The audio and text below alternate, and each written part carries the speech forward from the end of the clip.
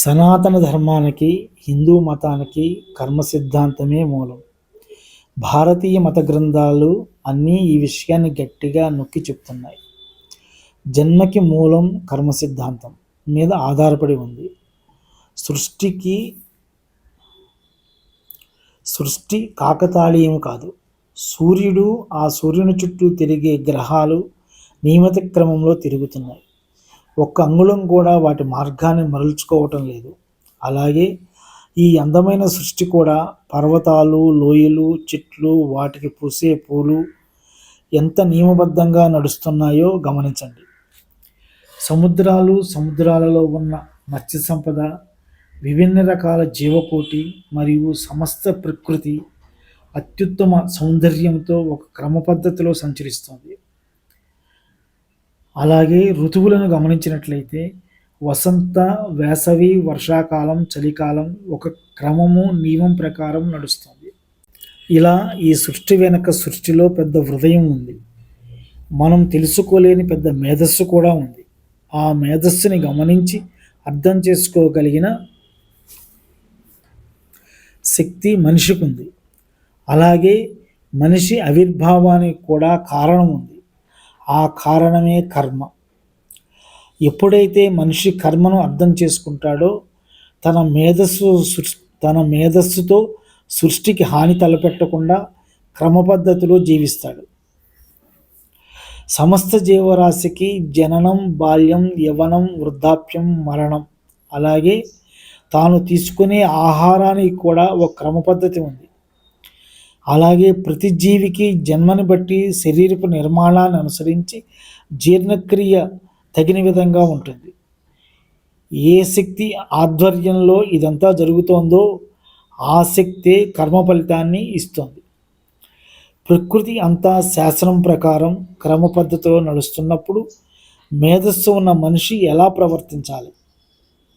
ప్రవర్తనా నియమావళిని అర్థం చేసుకోగలిగితే సుఖదుఖాలకు మూలమైన కర్మలను ఆచరించటంలో తనను తాను నియంత్రించుకుంటాడు. ఈ విశ్వ నియమాన్ని ఏ మహారాజైనా జవదాటలేడు. పుణ్యానికి సుఖం, పాపానికి దుఃఖం గోడకేసి కొట్టిన బంతిలా వచ్చి మనం తాకుతాయి. పుణ్యకర్మల వలన జ్ఞానం కలుగుతుంది. జ్ఞానం మోక్షాన్ని కలిగిస్తుంది. కర్మయే బంధం. అందువలన కర్మ చేసేటప్పుడు విశిక్షణతో చేయాలి. కర్మే భవిష్యత్తుని నిర్ణయిస్తుంది. జన్మలలో దుఃఖం లేకుండా ఉండాలంటే ఉత్తమ కర్మలను ఆచరించాలి. మోహంతో కూడిన ప్రేమ వలన ఈనాడు తమ సంతానాన్ని తమ చేతులతోనే దుఃఖంలోకి నెట్టివేస్తున్నారు. ఇవన్నీ తెలిసిన మన ఋషులు భారతీయులకు కొన్ని నియమాలతో కూడిన జీవన విధానాన్ని ఏర్పరిచారు. ఈనాడు మనం దుఃఖపడుతున్నామంటే గత కాలంలో మనం చేసిన కర్మ ఫలితమే అని గ్రహించాలి. సమస్త జీవరాశిలో మానవునికి మాత్రమే వివేకము, స్వతంత్రము ఉన్నాయి. కర్మ యొక్క ఫలితాన్ని విచక్షణతో చూసినట్టయితే దాని నివారణోపాయము కూడా తెలుస్తుంది. కాలము 3 రకాలుగా విభజించబడి ఉంటుంది. భూత, వర్తమాన, భవిష్యత్. భూతకాలంలో చేసిన కర్మ ఫలితం వర్తమానంలో అనుభవిస్తాం. వర్తమానంలో చేస్తున్న కర్మ ఫలితానికి భవిష్యత్తులో అనుభవిస్తాం. ఇలా కర్మచక్రం అనుభవంలోకి తోసివేసి జన్మలు వెంటాడుతుంది.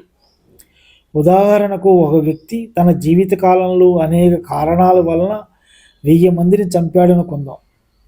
వృద్ధాప్యంలో జ్ఞానం కలిగి 1000 దేవాలయాలు కట్టించడానికి తన దగ్గరున్న ధనాన్ని ఖర్చు చేశాడని అనుకుందాం. ఈ 2 కర్మల ఫలితాలు అనుభవించడానికి ఒక జన్మలో అతనికి ఆయుష్ సరిపోదు. కాబట్టి ఎన్నో జన్మలు ఎత్తవలసి ఉంటుంది.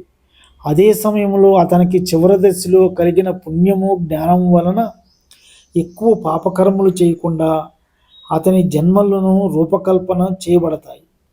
అందుకే కృష్ణుడు గీతలో ఇలా అంటాడు, అర్జున, నాకు నీకు అనేక జన్మలు గడిచాయి. అవి అన్నీ నీకు తెలియవు, కానీ నాకు తెలుసు అని. భూత, భవిష్య, వర్తమాన కాలములకు ప్రభువు విష్ణువు కనుక ఓం భూత భవే భవత్ ప్రభువే నమః అనే నిరంతరము స్మరిస్తూ ఆ పరమాత్మను శరణు వేడితే బుద్ధిని వికసింపచేసి కర్మల నుండి బయటపడవేస్తాడు. శుభం భూయాత్.